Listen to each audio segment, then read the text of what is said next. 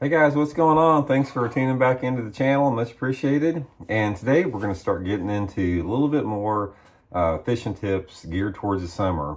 And believe it or not, you guys know I talk all the time about shallow water fishing, being anti-technology and that type of stuff. But I do know how to fish deep water, and I have fished deep water a ton. And I fished about all the deep water tactics out there using flashers and 2D sonar, that type of stuff. So I have caught a lot of fish out off the shore. I've won tournaments offshore, and I'm going to share with you guys the information and the tips that I've learned from fishing offshore. Specifically today, what I want to talk about is sort of a niche bait, sort of a cult following type bait, and that is the big hair jig for the summertime of the year. Now, I'm going to give you guys the intuitive angling version of this in the tackle room, but I would highly suggest if you guys want a detailed explanation and a detailed on the water tutorial on this, I've included Johnny Schultz's Fish the Moment hair jig video. He made a hair jig video a while back. He shows everything about it, catching fish on it. It's a great video, so I'm going to include it in the link. Johnny Schultz on the hair jig. He's one of the best hair jig anglers I've ever seen. He understands it. So it's well worth your time to check out that video here. But I'm going to give you guys what I've learned about it and sort of break it down in more of a basic, sense that you guys might be able to go out and catch some fish, this summer on it. So anyway, a little bit of history on it. Hair jigs, the big hair jigs, first of all, hair jigs have been around forever. They've been around longer than rubber jigs. But they're fairly new as far as the lure category, the big ones like this that are designed for offshore fishing.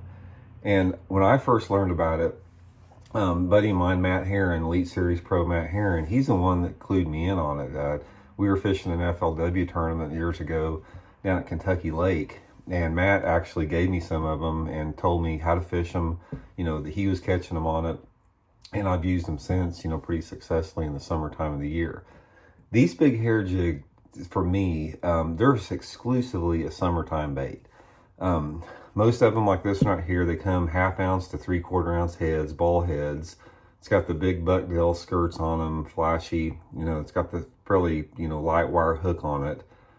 So the thing can cast a mile, and it resembles a big shad. That's the whole key on this thing, is it resembles a big shad. That's what they're keying in on. So the window for this thing for me is about from the first part of June, pretty much into August, right through the summer months. And the things that I'm looking for on this are your traditional offshore summer structures, with the exception of brush. Obviously this thing, it's got an open hook on it, so you don't want to fish it around any brush. But specifically, I'm looking to fish it on areas like clean points, main lake points, secondary points, river channel edges, creek intersections, humps, that type of stuff. Humps are a really good place to fish these things on because, the big key on this particular jig like here is when the fish are suspended up slightly off the bottom. And I'll explain why here a little bit, within 5 feet off the bottom. But I look at a hair jig, in my opinion, it's like, I use it more as supplemental to some of my other deep water baits. For example, if we would go down to any man-made impoundment right now where the water temperature's in the 70s, I don't care if it's at Grand Lake in Oklahoma or if it's at Lake Eufaula in Alabama or whatever. In June, I'm going to be starting out with a deep diving crankbait. Deep diving crankbait, in my opinion, is the #1 bait to catch big ones in June. They get off it a little bit in the summertime, later in the year. But this time of year, it's a deep diving crankbait, and I'll mix it up with a variety of other backup lures. Say I roll in and I find this main lake point that's got some fish setting on the end of it, like in 10 to 12 foot of water, and I catch 2 or 3 on the big crankbait, and they quit biting it. That's when I maybe fire a couple casts in there with a football head jig or Carolina rig, and then I mop it up with this hair jig here. So it's something that I don't really search for bass that much with it, but I can catch a lot more of the bass once they sort of settle down. Baits like a crankbait are going to get the biggest, most aggressive fish in the school, and some of the fish that you catch on the big hair jig, you simply can't catch on the big crankbait simply because their mood and personality. So from that standpoint, I look for it as a backup lure. Another thing about this bait is you need to have the right water visibility for it. This is a bait that doesn't put off any noise whatsoever. It doesn't vibrate, it doesn't put off any noise. So I like to have the water clarity when I'm fishing this in that 3-foot zone, within inches of the 3-foot zone. 3 to 5 feet for me is ideal because they can see it and they can, you know, zero in on it a lot better. But the big key on this bait is how you set it up.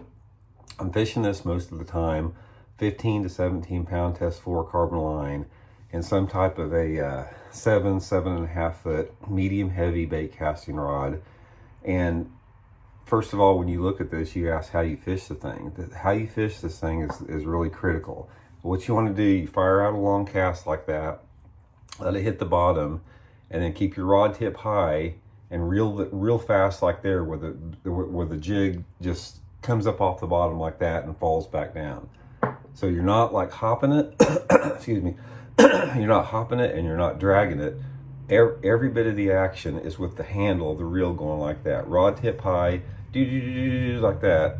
You know, picture the bait going up about 5 foot off the bottom and down like that. And that's why it's really good on those fish that are suspended just off the bottom a little bit on the clean bottoms. You know, that darting action up, down like that, quiet, silent presentation, it'll just trigger strikes from some bass that won't hit anything else. I mean, you can fish some points with, again, football head jig, Carolina rig, swim baits, crankbaits, that type of stuff, and may pick up some fish, but you know, you're going to catch a segment of those school fish on the hair jig that you simply can't catch with other baits like that. So anyway, guys, that's just a quick tip on the hair jigs. It's something, like I said, when I'm deep fishing, when I'm committed to fishing offshore, I have one on at all times as a backup. You know, I'm not saying you can't go out and find fish and look for fish with this, because you can, but for me, the experience that I've had with it, I consider a backup supplemental deep water bait. And most of the time I use white all the time. Sometimes you can get the ones that have a little bit of chartreuse feather mixed in with the white, but basically just stay with your shad patterns. So anyway, guys, check it out. Check out Johnny's video, I'm including it in the link here. He's got a great video on the water hair jigs. It'll really help you out a lot. And we'll be back soon with another tip. See you.